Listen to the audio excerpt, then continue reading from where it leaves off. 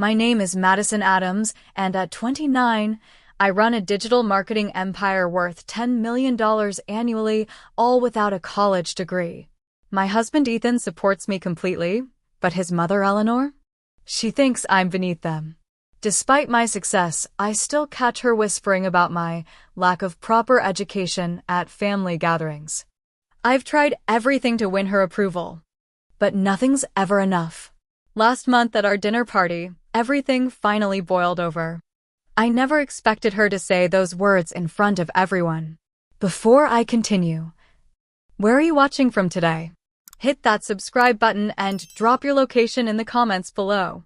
I grew up in Dayton, Ohio, where both my parents worked themselves to the bone just to keep food on our table. My dad spent 30 years at the same factory, coming home with grease-stained hands and an aching back. Mom waited tables at 3 different diners, often working double shifts during the holidays.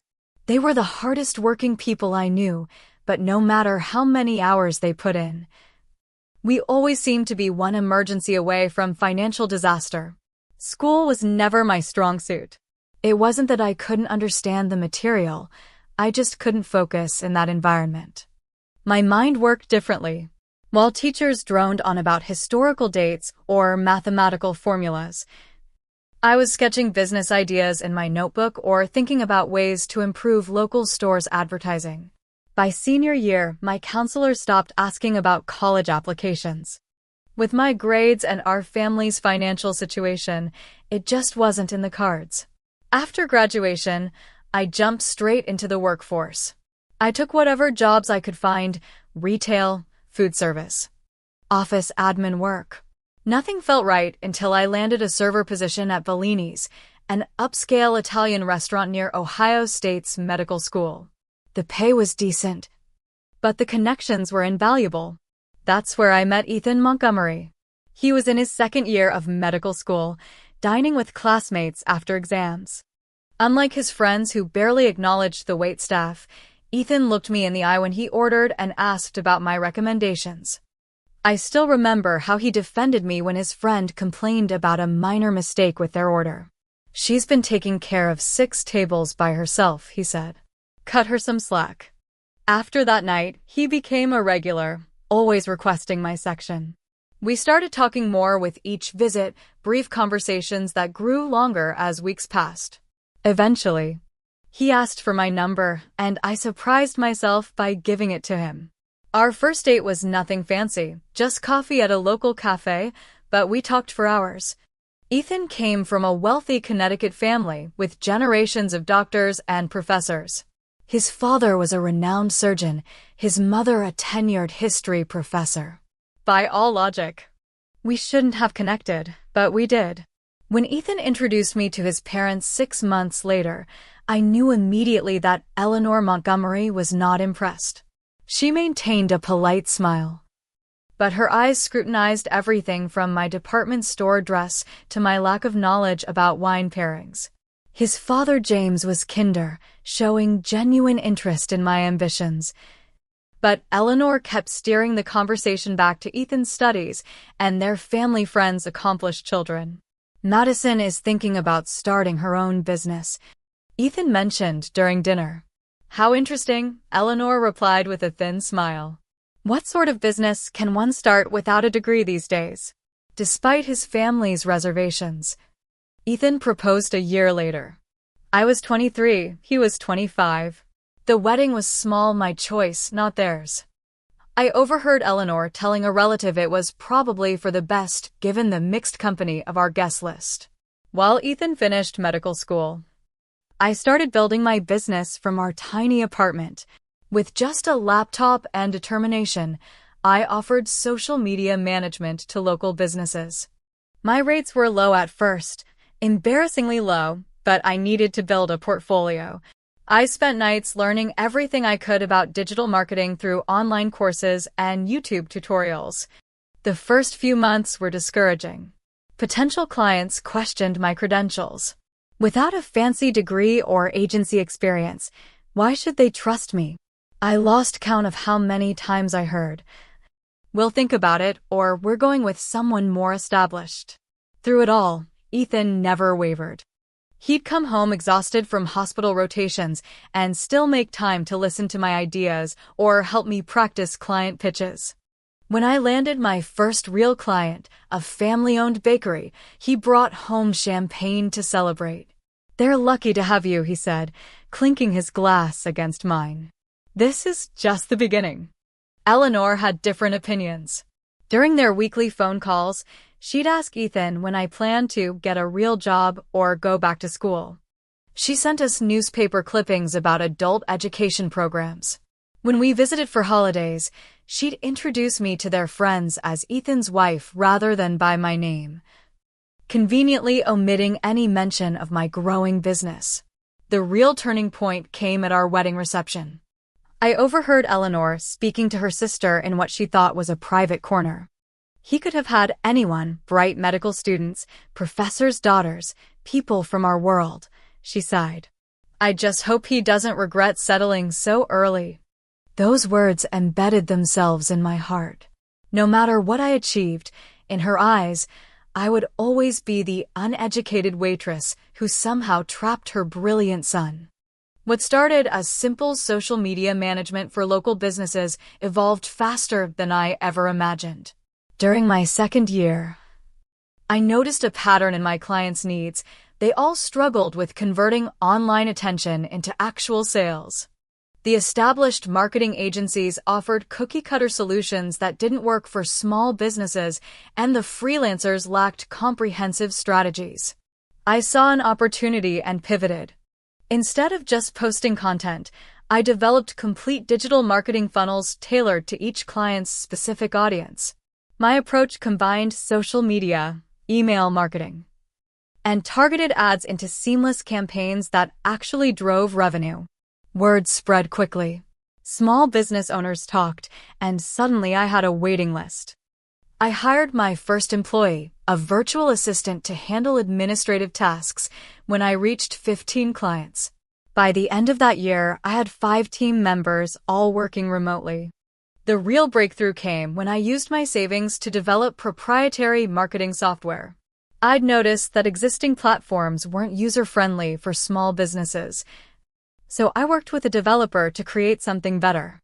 We built a tool that simplified campaign tracking and automatically adjusted strategies based on performance data.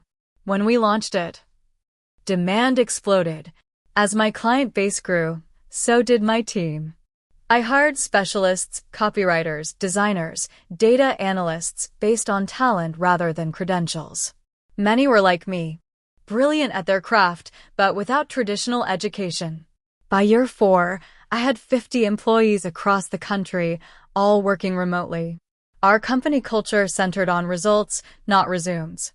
Ethan watched my success with genuine pride, even as he navigated the pressures of medical residency. He'd come home from 30-hour shifts and ask about my latest client or new hire. When I tried to downplay achievements, worried about overshadowing his medical career, he'd have none of it. "Mad, what you're building is incredible," he'd insist. "You're changing how an entire industry works." While my business flourished, our relationship with Eleanor remained strained. She visited when Ethan started his residency in Seattle, staying for 2 weeks in our modest rental. Throughout her stay, she made subtle comments about the apartment being temporary until Ethan could properly establish himself. "You know," she said one morning while I worked at the kitchen table, "there are some wonderful programs where you could earn a degree online, even with your little business taking up time." I smiled politely. "I'm pretty busy with client work right now, but I'll keep that in mind." She placed a university brochure beside my laptop. "Education is never wasted, dear." What Eleanor didn't know, what I hadn't told even Ethan yet, was that my little business had just secured a contract worth over $1 million. A national retail chain had hired us to overhaul their entire digital presence, the largest project we'd ever handled. When I finally shared the news with Ethan that night, he was ecstatic, insisting we go out to celebrate. I hesitantly suggested including Eleanor. "She should know how well you're doing," he said. "Maybe she'll finally stop with the education comments." At dinner, I nervously told Eleanor about the contract. Her response was immediate. "How lovely that these computer games are working out for you," she said, cutting her steak precisely. "Though I imagine it's quite unstable. Good thing Ethan has a proper career to fall back on." I saw Ethan's jaw tighten, but he said nothing. Later, he apologized for his mother, explaining she came from a different generation that valued traditional education above all else. I understood, but the dismissal still stung. As my business continued growing, we bought our Seattle home, a beautiful modern house overlooking the water. During her first visit, Eleanor walked through each room with pursed lips. "It's very contemporary," she said, which I quickly learned was her code for disapproval. All this glass and open space. Not very practical for when you have children. Children were a sensitive subject. Ethan and I wanted them eventually, but we'd agreed to wait until his residency ended. Eleanor brought it up constantly, implying my career was the obstacle. "A woman's most important job is motherhood," she'd say during family calls. "Everything else is secondary." Despite these tensions, I continued trying to win her approval. I sent thoughtful gifts on her birthday and holidays. When she mentioned wanting to visit Europe, I surprised her and Ethan's father with first-class tickets and luxury hotel reservations. I included Eleanor in holiday planning and asked for her family recipes. Nothing changed her perception of me. As my annual revenue approached $5 million, I maintained privacy about my financial success. Only Ethan knew the full extent of our wealth, which now significantly outpaced his residence salary. We made a conscious decision not to flaunt it, especially around family. "It wouldn't change anything," Ethan said when I considered being more transparent with his parents. "Mom would just say you got lucky or that money doesn't equal accomplishment." He was right, of course. During a family reunion, I overheard Eleanor telling cousins that I played on the computer all day while Ethan saved lives. When someone asked directly about my work, she interrupted before I could answer. "Madison helps small businesses with their Facebook pages," she said dismissively. "It keeps her busy while Ethan builds his practice." These moments hurt, but I focused on my growing company and my relationship with Ethan. We were partners in the truest sense, supporting each other's dreams without competition or resentment. When I suggested buying a vacation property in Chicago, a city we both loved, he enthusiastically agreed. "Having a place that's just ours might be nice," he said. I didn't mention that I was also thinking of it as a potential retreat from family tension. Everything changed when Ethan's father died unexpectedly from a heart attack.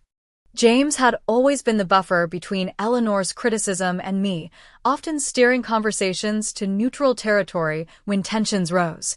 Without him, there was nothing to temper Eleanor's disapproval. 2 months after the funeral, Eleanor announced she was selling the Connecticut house and moving to Seattle to be closer to us, her only family left. Ethan was thrilled. I was terrified. "It'll be different once she's here regularly," Ethan assured me. "She'll see how hard you work, how successful you are." I wanted to believe him, for his sake. I tried to be enthusiastic about helping Eleanor find a condo just 15 minutes from our home. I even took time away from work to help her move in and decorate, hoping to build a better relationship through shared activities. For the first few weeks, things seemed promising. Eleanor joined us for Sunday dinners and was genuinely warmer than I'd ever seen her. But as she settled into Seattle life, old patterns reemerged, intensified by her increased presence in our daily lives. She began dropping by our house unannounced, often when Ethan was at the hospital. She'd ring the doorbell during my video calls with clients or team meetings, insisting it was just a quick visit. No matter how many times I explained my work schedule, she didn't seem to grasp that working from home meant actually working. "I don't understand why you can't take a break," she'd say, wandering into my office space with coffee. "It's not like you have a real office to go to." I tried establishing boundaries, setting office hours, and asking her to call before visiting, but she viewed these requests as personal rejections. She'd tell Ethan I was keeping her at arm's length during a difficult time in her life. The situation became increasingly uncomfortable as my business continued growing. We hit $5 million in annual revenue that year, expanding into international markets and launching a second software product. I now had team members across 3 continents and was considering opening a small headquarters in downtown Seattle. During this intensive growth period, Eleanor's interruptions became more disruptive. She'd arrive with grocery bags, insisting on reorganizing my kitchen while I was on important calls. She'd vacuum near my office during presentations. Once, she walked into frame during a video meeting with our biggest client to ask if I wanted turkey or ham on my sandwich. "Your mother-in-law seems very involved," the client commented afterward. What made it worse was Eleanor's continuing dismissal of my career in conversations with others. At a neighborhood barbecue, I overheard her telling our neighbors that she worried about me being home alone all day with nothing but that computer. When family visited from Connecticut, she introduced me with, "This is Madison, Ethan's wife.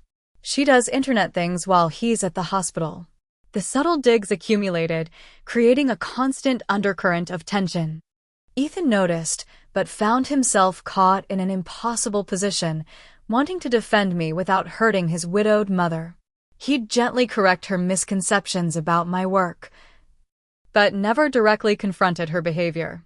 "She's still grieving, mad," he'd explain after particularly difficult interactions. "And she grew up believing a woman's value came from her education and social standing. She doesn't understand what you do." I understood grief. I'd lost my own father years earlier. But grief didn't justify constantly undermining someone's life work. As my business approached the $10 million revenue mark, I made a significant decision. I purchased a luxury apartment in downtown Chicago as our vacation home. The 3-bedroom penthouse had stunning lake views and a dedicated office space where I could work during visits. I didn't explicitly tell Ethan it was also my backup plan for sanity, but I think he suspected. "This place is just for us," I said as we toured it together during a rare weekend away. "No extended family, no hospital calls, no interruptions." He squeezed my hand. I love that idea. We didn't tell Eleanor about the Chicago property. There was no reason to. We had no plans to sell our Seattle home or relocate. But having that space, knowing it existed, gave me a sense of peace I hadn't felt since she moved to Seattle. The confrontation that changed everything began brewing when Eleanor suggested hosting a family dinner for Ethan's cousins who were visiting from Boston. Both were Harvard graduates, one a corporate lawyer, the other a neuroscientist, with equally accomplished spouses. In Eleanor's eyes, they represented everything a family should be. "Let's have them over to our house," I offered, wanting to be accommodating. "I'll handle everything."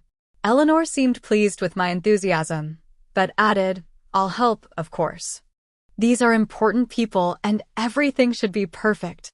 I spent days planning the menu, cleaning the house, and arranging my work schedule to ensure I could be fully present. The morning of the dinner, I wrapped up critical meetings by noon, then started preparing the elaborate meal I'd planned. Eleanor arrived 3 hours early, immediately critiquing my preparations. "Oh, you're using those plates? I thought we'd use the formal china." She rearranged my carefully set table. "And these napkins are too casual for William and Rebecca. They're used to proper dining." I bit my tongue and adjusted. Throughout the afternoon, she reorganized my kitchen, changed my menu, and questioned every decision from the wine selection to the background music. By the time guests arrived, I was already emotionally exhausted. Ethan's cousins and their spouses were polite but reserved. Conversation during appetizers centered on their children's private school accomplishments and recent vacations to exclusive resorts. I tried engaging, asking questions and showing interest in their lives. While serving the main course, my phone buzzed with an email notification. I ignored it. But the buzzing continued, our system's way of flagging urgent messages. Eleanor noticed, shooting me a disapproving look across the table. Is something more important than our family dinner? Madison, she asked sweetly. Not at all, I replied, silencing the phone. Just work notifications. What exactly is it that you do again? William's wife asked, seemingly genuinely interested. Before I could answer, Eleanor jumped in. Madison helps small businesses with their social media, like posting pictures of products on Facebook. Right, dear? I took a breath. Actually, I run a digital marketing agency with 50 employees across 3 continents. We develop proprietary software and marketing strategies for businesses ranging from local shops to international retailers. The table fell momentarily silent. That sounds fascinating, Rebecca's husband said. Is that something you studied in college? Eleanor laughed before I could respond. Madison didn't go to college. She's more of a self-taught type. The way she said self-taught made it sound like a character flaw rather than an achievement. The conversation quickly shifted to the importance of formal education, with Eleanor leading the charge. I've always believed that higher education shapes not just one's career, but one's character, she said pointedly. Don't you agree, William? As they launched into a discussion about prestigious universities and the doors they opened, I felt increasingly invisible at my own dinner table. Ethan tried steering the conversation toward more inclusive topics, but Eleanor expertly pulled it back to academic accomplishments. Midway through dessert, Ethan's phone rang, an emergency at the hospital. He apologized profusely, explaining he needed to go in for a critical patient situation. I'm so sorry, he whispered to me before leaving. I'll be back as soon as I can. With Ethan gone, Eleanor seemed emboldened. As I cleared dessert plates, my phone buzzed again, repeatedly. Given the pattern of notifications, I knew something significant was happening with our largest client account.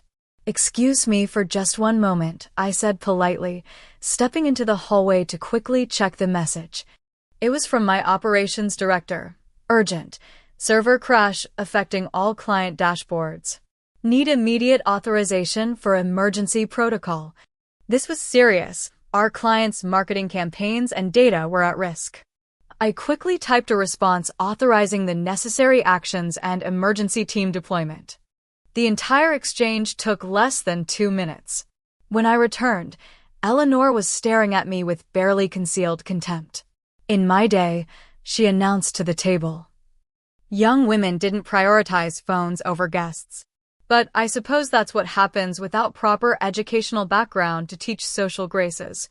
The cousins looked uncomfortable. I started to apologize for the brief interruption when Eleanor continued. Madison has always been more interested in playing on her computer than building real skills. Ethan does his best to support her little hobby, but really, what kind of example does that set?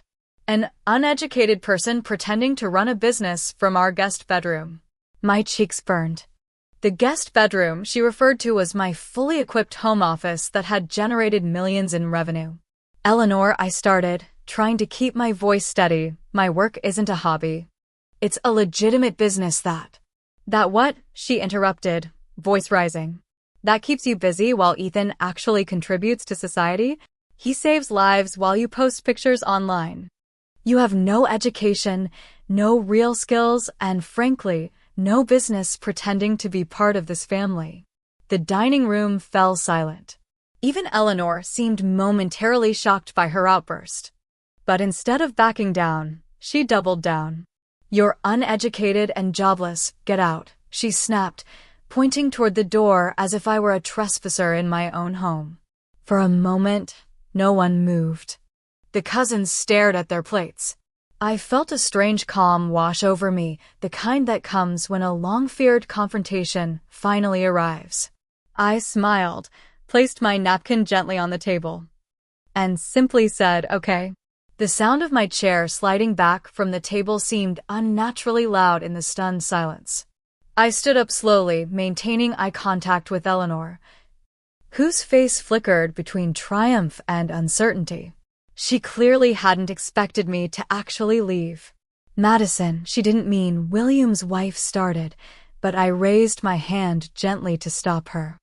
It's all right, I said, my voice surprisingly steady. I think Eleanor expressed herself quite clearly. Eleanor's chin lifted defiantly. I only said what everyone's been thinking. Ethan deserves someone who can truly be his partner, intellectually and socially. I nodded, as if considering her perspective. You've made your feelings known for years, Eleanor. I appreciate the clarity. Without another word, I walked upstairs to our bedroom, closed the door, and leaned against it. My heart was pounding, but my mind was remarkably clear. For years, I'd tried to win this woman's approval, contorting myself to fit her expectations while downplaying my achievements. In that moment, I realized how much energy I'd wasted seeking validation from someone determined not to give it. I pulled out my suitcase and methodically packed essentials, clothes for a week, toiletries, my laptop, and equipment. From downstairs, I could hear uncomfortable conversation resuming, with Eleanor apparently continuing her criticism, now emboldened by my absence. I've tried to be supportive, but really, what can one expect? Her voice carried up the stairs. No education, no family background. He married her before he knew better. I texted Ethan. Eleanor asked me to leave during dinner. Taking some space. Going to Chicago. I'm okay. We'll call when I land. Love you. His response was immediate. What? I'm coming home right now. I replied. No need. Your patient needs you. I need space. We'll explain later. I promise I'm fine. After zipping my suitcase, I took a moment to look around our bedroom, the photos of our travels. Books we'd shared, the life we'd built together. None of that was changing. I was just giving myself permission to step away from toxicity. I carried my suitcase downstairs, where conversation abruptly halted. Eleanor sat at the head of the table, where Ethan usually sat, looking for all the world like she belonged there more than I did. You're actually leaving? She asked, seeming genuinely surprised. Yes, I replied simply. You asked me to get out. I'm respecting your request. William stood awkwardly. Perhaps we should go. Please finish your dinner, I said with genuine warmth. This is between Eleanor and me. The food is already prepared. It would be a shame to waste it. I walked to the closet, retrieved my coat and purse, and called a car service. As I waited by the door, Eleanor approached, her expression a mix of irritation and confusion. This is completely unnecessary drama, she said quietly. You're embarrassing yourself and this family. I looked at her calmly. Eleanor, I've spent years trying to earn your respect. I've been patient, understanding, and accommodating. But I won't stay where I'm not wanted, especially in my own home. Well, where will you go? She demanded, as if catching me in a bluff. I have options, I said simply. Her eyes narrowed. You'll go running to your parents, I suppose? Hiding in that little town until Ethan forgives you for walking out? I didn't bother correcting her assumption that I had nowhere else to go. My phone buzzed with notification that my car had arrived. Please lock up when everyone leaves, I said, picking up my suitcase. Good night. As I walked out the door, I heard Rebecca whisper, should someone go after her? Eleanor's response followed me into the night. She'll be back when she runs out of money. Where else would she go? The cool Seattle air felt cleansing as I loaded my suitcase into the waiting car and directed the driver to the airport. I purchased a first-class ticket to Chicago on the next available flight, scheduled to depart in just under 2 hours. While waiting at my gate, I called Ethan. He answered immediately, his voice tense with concern. What happened? Are you really going to Chicago? I'm about to finish here. Ethan, I interrupted gently, I need some space right now. Your mother told me to get out of our house, in front of your cousins, after calling me uneducated and jobless. His sharp intake of breath was audible. She did what? Mad. I'm so sorry. It's not your fault, I assured him. But I need to remove myself from the situation. I'm going to our Chicago place for a while. I'll come with you, he said immediately. No. You won't. You have patients who need you, and a schedule you can't just abandon. I'll be fine. I can work from anywhere. That's the beauty of my little hobby, remember? The bitterness in my voice surprised even me. I softened my tone. I love you, Ethan. This isn't about us. But I need to figure out how to move forward with your mother. And I can't do that with her in our house every day. He was quiet for a moment. How long will you be gone? I don't know, I answered honestly. I need time. I'll talk to her. Make her apologize. That's not what I want, I said firmly. I don't want a forced apology. I want genuine respect, or at least civil treatment. If she can't give that, then we need stronger boundaries. We talked until my boarding call, with Ethan alternating between apologies and assurances that we would figure this out. Neither of us mentioned what we both knew, that this confrontation had been building for years, and there was no easy resolution. On the plane, I reclined in my seat and closed my eyes, exhaustion finally catching up with me. For the first time in years, I wasn't thinking about how to please Eleanor or minimize her criticism. I was thinking about myself, my business, and what I actually wanted from life. It felt surprisingly like freedom. Landing in Chicago at 2 a.m., I felt a strange mix of exhaustion and exhilaration. The city lights glittered as my taxi drove toward our lakefront building, a property Eleanor didn't even know existed. The doorman recognized me immediately, welcoming me despite the late hour. Inside our apartment, I dropped my suitcase and stood in the darkness, taking in the city view through floor-to-ceiling windows. This space was mine, ours, unsullied by judgment or criticism. I hadn't realized how much tension I'd been carrying until I felt it dissolve from my shoulders. After a few hours of restless sleep, I woke with the dawn and immediately set up my workstation in the dedicated office. My team was accustomed to my remote work. No one would question my Chicago location. By 7 a.m., I was responding to emails, reviewing the server crisis resolution, and joining my regular morning video call with directors. Everything all right? You're not usually at this background. My operations director noted. Just working from our Chicago place for a while, I replied casually. How's the server situation? We dove into business matters, and for those hours, I was simply Madison the CEO, not Madison the inadequate daughter-in-law. The work that Eleanor dismissed as a hobby required my full intelligence and attention. I guided my team through complex decisions, reviewed performance metrics, and approved strategy adjustments for our largest accounts. Mid-morning, Ethan called. He sounded exhausted. I just got home, he said. Mom's still here. I tensed. She spent the night at our house?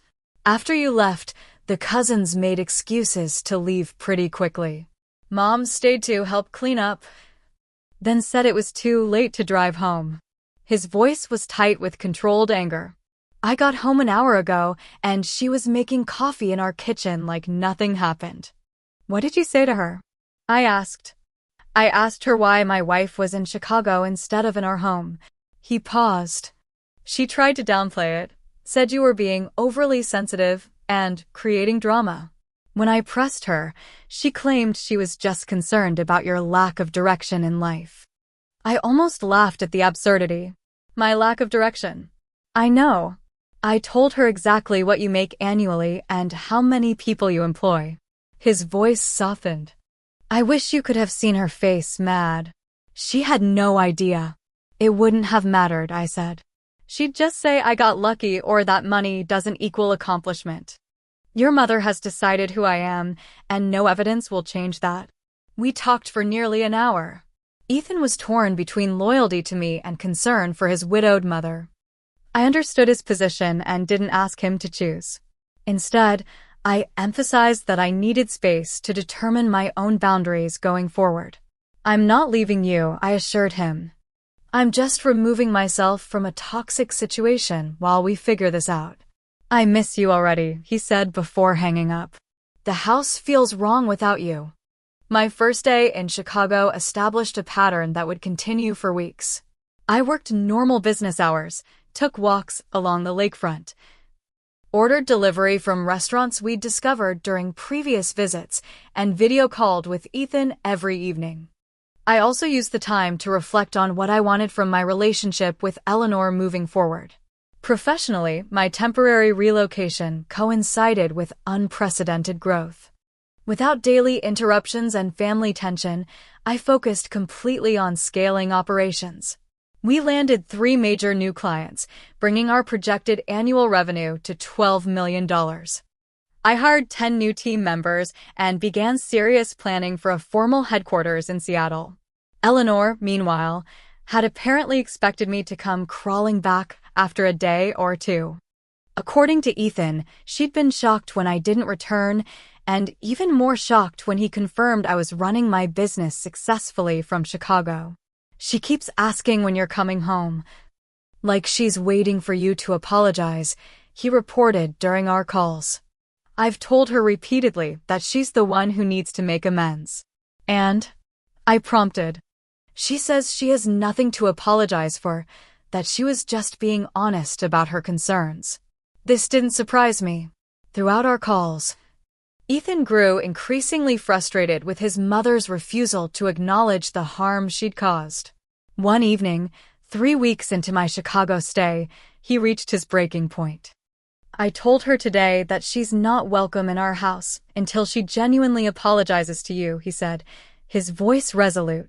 She started crying, saying I was choosing you over my own mother. Ethan, you don't have to. Yes, I do, he interrupted. She crossed a line. Mad.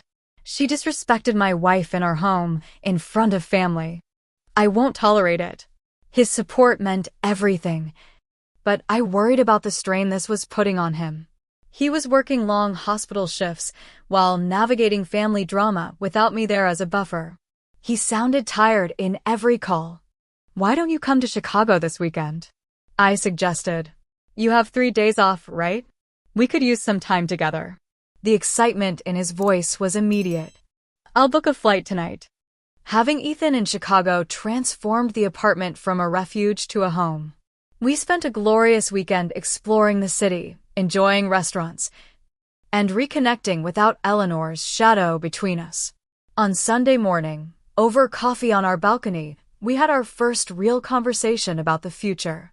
I can't go back to how things were. I admitted. I can't have her dropping by unannounced, interrupting my work, criticizing my choices. Ethan nodded. I know. I've been thinking about this a lot. What if we set up your official headquarters sooner than planned? You'd have a separate workspace away from the house. That might help, I agreed. But it doesn't address the fundamental issue. Your mother doesn't respect me or what I do. That won't change just because I work elsewhere. Then we establish clear boundaries, he said firmly. She calls before visiting. She respects your work hours. No more comments about your education or career.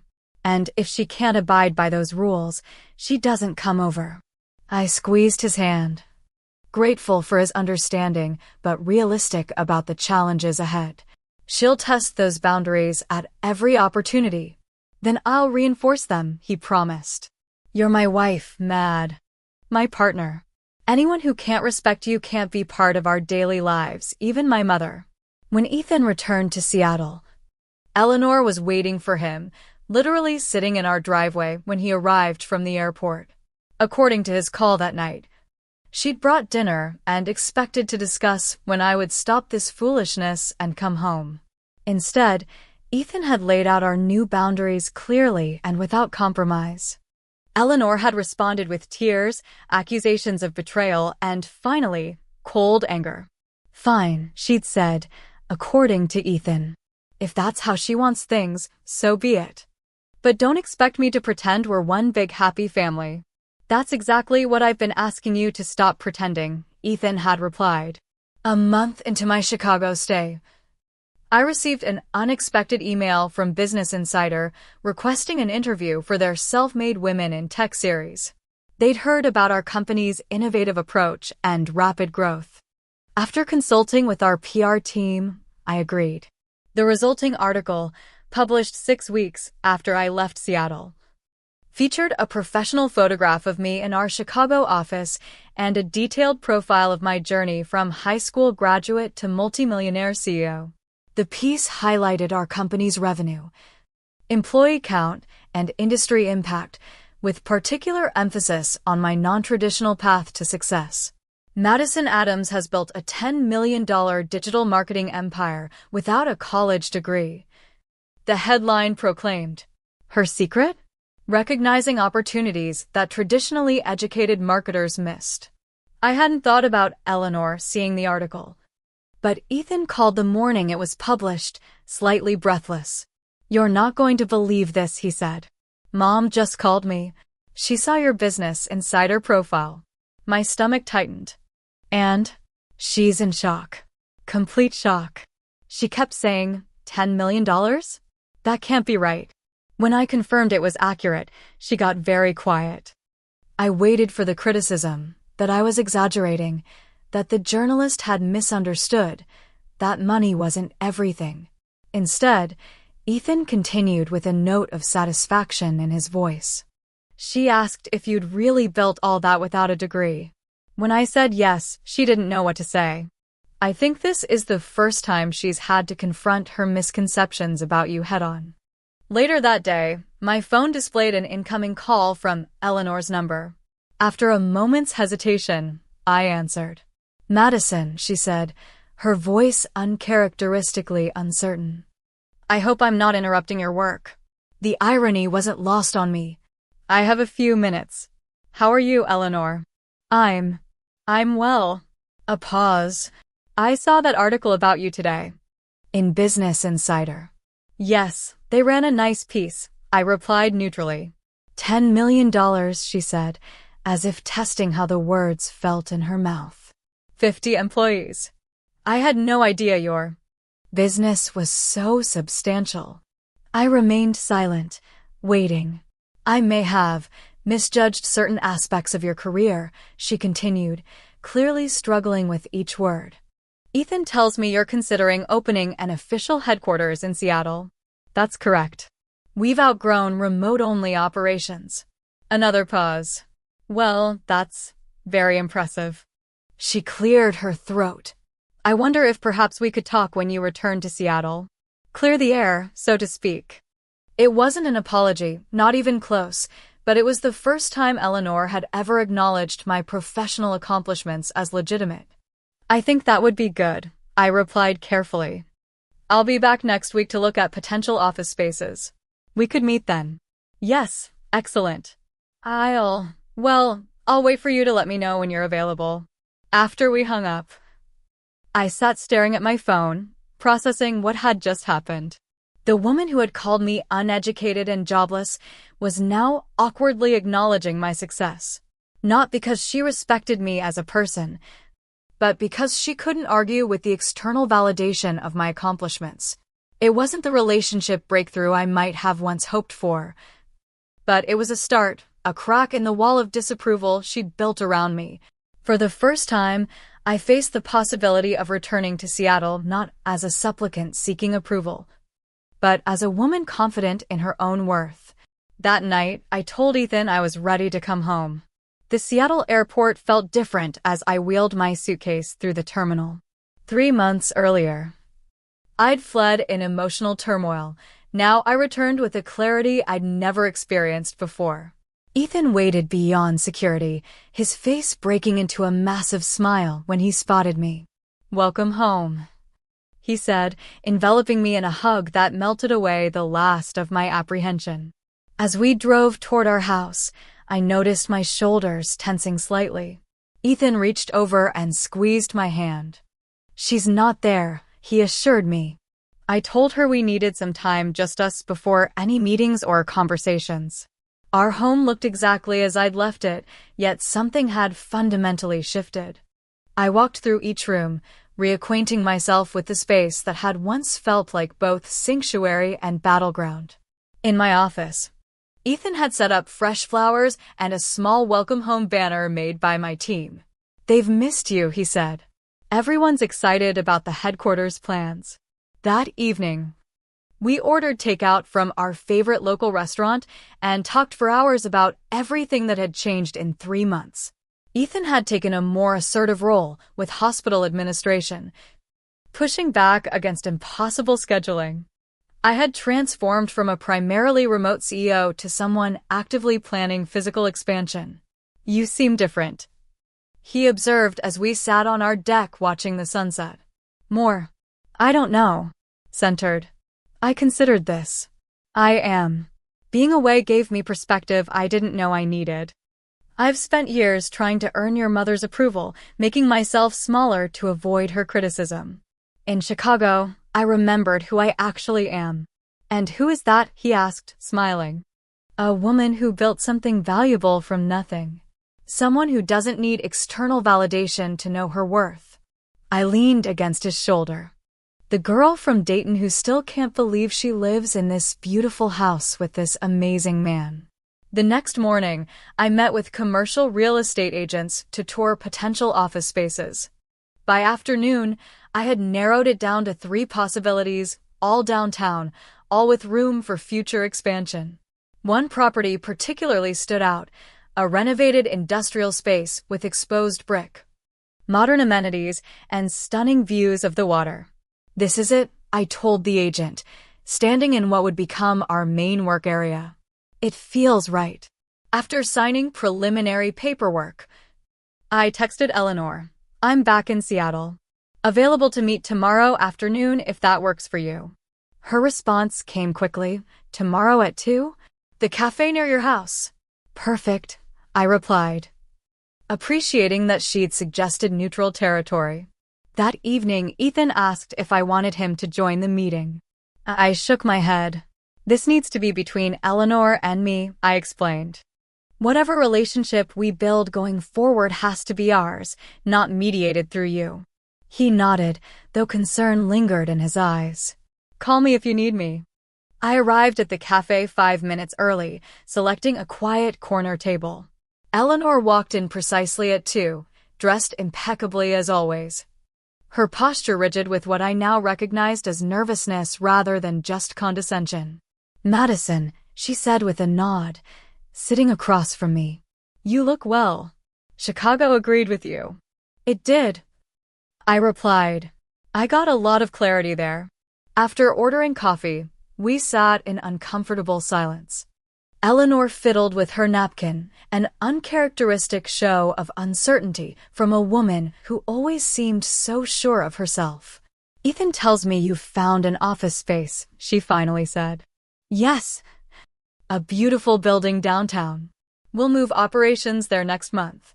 She nodded. That's wonderful." Another pause. "Madison, I've been thinking a lot about our situation." I waited, giving her space to continue. I said things that night that were. She searched for the right word. Inappropriate. Unkind. It wasn't exactly, "I'm sorry," but it was the closest I'd ever heard Eleanor come to acknowledging wrongdoing. "Yes, you did," I agreed simply. She looked slightly taken aback by my directness. "I didn't have an accurate understanding of your business. I made assumptions based on..." She trailed off. "Based on my lack of college education," I finished for her. She had the grace to look embarrassed. "Yes. In my world, in academia, credentials matter. They're how we measure competence and potential." She straightened her shoulders. "But I'm beginning to understand there are different paths to success." I sipped my coffee, considering my response carefully. "Eleanor, I don't need you to approve of my career choices or educational background. What I do need, if we're going to have any relationship moving forward, is basic respect." "Of course I respect." "No," I interrupted gently but firmly. "You've shown contempt for my work, my choices, and my place in Ethan's life since the day we met. That needs to change if we're going to move forward." Color rose in her cheeks. For a moment, I thought she might revert to defensiveness. Instead, she took a deep breath. "You're right," she said, surprising us both. "I haven't been respectful. And that was wrong of me." She looked directly at me, perhaps for the first time. "I don't want to lose my relationship with my son. And since you are clearly a permanent part of his life, I need to adjust my perspective." It wasn't the warm reconciliation some might have hoped for, but it was honest. Eleanor wasn't suddenly going to become my biggest cheerleader.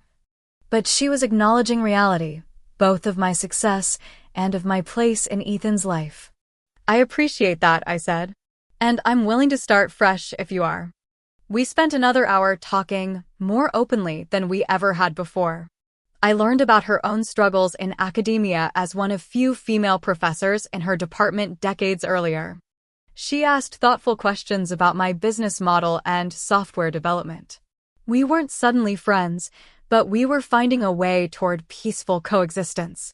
As we prepared to leave, she hesitated, then asked, "Would you and Ethan like to come for dinner next weekend? I promise not to reorganize your career or life choices." The small attempt at humor, so unlike Eleanor, made me smile. "We'd like that."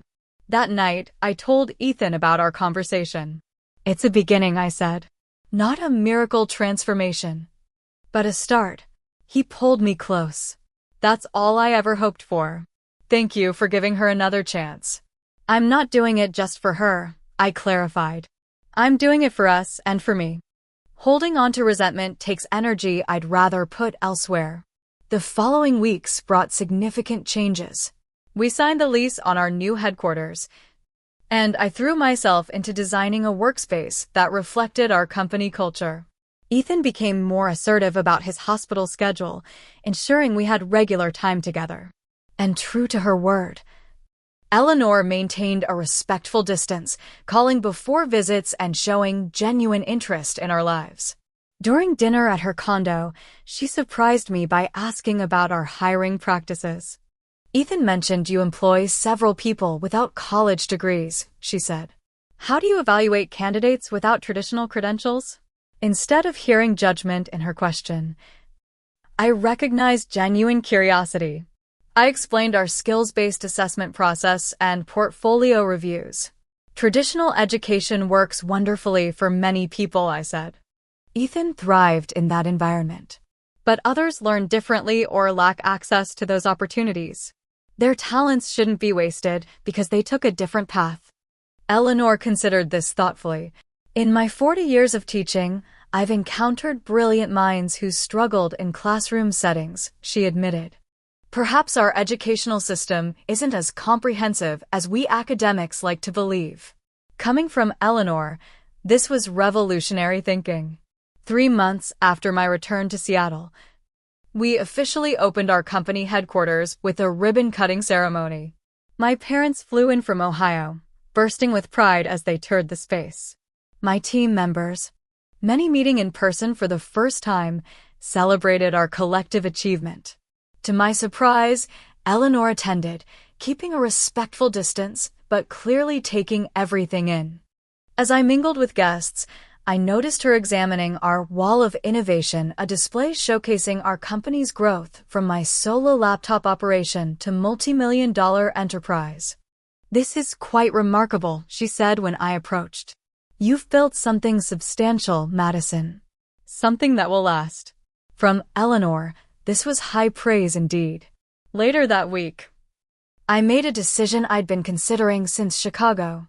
I established a scholarship foundation for entrepreneurs without college degrees, providing funding, mentorship, and resources to help others build their dreams regardless of educational background. When I mentioned it to Eleanor during a family dinner, she surprised me again. "That's an excellent idea," she said. "Would you be interested in having me on the advisory board? I might offer a useful academic perspective and—" She hesitated. "I'd like to be part of something meaningful with you." Ethan nearly dropped his fork in shock. I smiled, recognizing the significance of her offer. "I think that would be valuable," I replied. "Different perspectives make for stronger organizations." It wasn't a fairy tale transformation. Eleanor still occasionally made comments that set my teeth on edge. We still came from fundamentally different worlds with different values. But we were finding common ground, not because I had finally earned her approval through financial success, but because I had stopped seeking that approval altogether. My worth wasn't determined by her assessment or anyone else's. It came from within, from the business I'd built, the relationships I'd nurtured, and the confidence I'd found by walking away when necessary. Sometimes the strongest response to dismissal isn't argument or anger.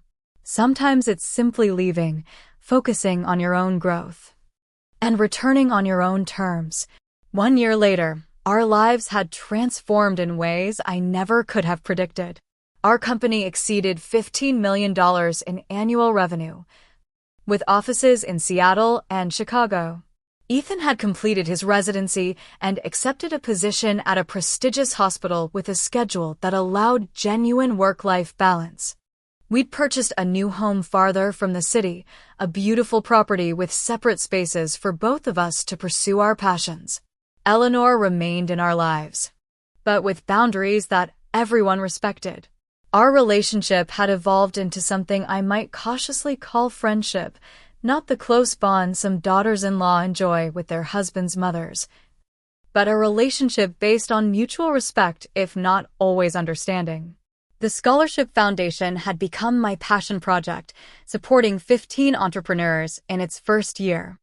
To my continual surprise, Eleanor had become its most dedicated advocate, leveraging her academic connections to build partnerships with universities interested in alternative education models. "I've been thinking a lot about what success really means," she told me during a foundation meeting. "For decades, I measured it by degrees and publications. Now I'm watching people with completely different paths create extraordinary value in the world." It was perhaps the most significant change in our dynamic, her willingness to reconsider deeply held beliefs rather than simply tolerating my differences. My own journey had been equally transformative. The insecure woman who once downplayed her achievements to avoid criticism had been replaced by someone confident in her own path. I no longer felt the need to justify my choices or seek validation from those who hadn't walked in my shoes. During a rare quiet evening at home, Ethan and I reflected on everything that had changed since that fateful dinner party. "Do you ever think about what would have happened if you hadn't left that night?" he asked. His fingers intertwined with mine. "All the time," I admitted. "I might still be trying to make myself smaller to fit your mother's expectations. Still feeling inadequate despite everything I've built." "I'm sorry I didn't stand up for you sooner," he said, a familiar regret in his voice. "Don't be. We both needed to grow through this, me by finding my own strength, you by establishing boundaries with your family. We're better partners now than we were before." And we were. The experience had strengthened our marriage in unexpected ways. Ethan had found his voice with his family and at work. I had discovered my worth wasn't tied to others' approval. Together, we'd built a relationship where both our dreams had equal weight and support. Perhaps the most profound lesson came during a Scholarship Foundation event where I shared my story with our first class of recipients. Looking out at their faces, bright with potential, some bearing the same insecurity I once carried, I recognized the true value of my journey. Success isn't measured by degrees on your wall or even numbers in your bank account, I told them. It's built through resilience when others doubt you, through continuing to create value when conventional wisdom says you can't, through knowing when to stay and fight and when walking away is the strongest statement you can make. That night, after the event, I received an unexpected email from Eleanor with a simplicity that brought tears to my eyes. "I was wrong about you. Thank you for proving me wrong." It wasn't the validation I had once desperately sought. Instead, it was something more valuable, acknowledgement of growth from someone who had once seemed incapable of changing her perspective. My path had never been conventional. From declining college to building a multi-million-dollar business, From marrying into a family that initially rejected me to establishing boundaries that ultimately strengthened those relationships, I had followed my instincts rather than others' expectations.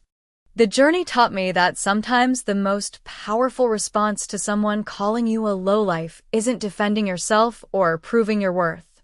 Sometimes it's simply walking away, continuing to build your success, and returning on your own terms, not with resentment, but with the quiet confidence of someone who knows exactly who they are and what they've accomplished. I often think about that night when Eleanor snapped, "You're uneducated and jobless, get out," and I simply smiled and said, "Okay." In that moment of apparent weakness, I found my greatest strength. So, if you're facing someone who underestimates you, who dismisses your path because it doesn't match their expectations, remember that you don't need to convince them of your worth.